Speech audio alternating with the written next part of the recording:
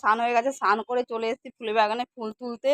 চলো গাছে আজকে অল্প ফুল ফুটেছে, ফুল কটা তুলে নিই। যাই হোক, গাছে দেখো আজকে অল্পই ফুল ফুটেছে, চলো অল্প ফুল দিয়ে আজকে পুজো দেবো।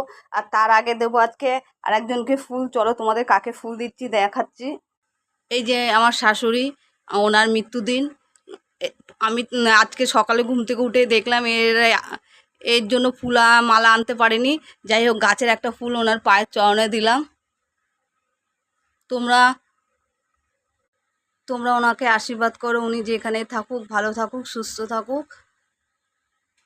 আর মৃত্যুর দিনটা ওনার দুদিন আগে ছিল, আমি তোমাদের ভিডিওতে দিতে পারিনি কারণ আমার নেট ছিল না এর জন্য।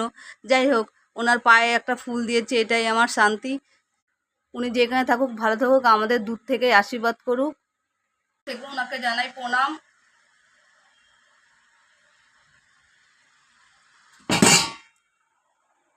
তারপর ঘরের পুজো দিয়ে পুজো সেরে তারপরে চলে আসলাম রান্নাতে। চলো আজকে কি কি রান্না আছে তোমাদের দেখাই।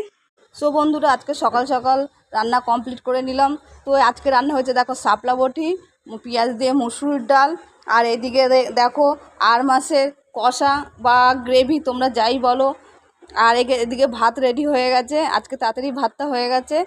তো ভিডিও তোমাদের কেমন লাগলো, ভালো লাগলে লাইক কমেন্ট শেয়ার করে জানিও। আমার চ্যানেল নতুন হলে চ্যানেলটা সাবস্ক্রাইব করো।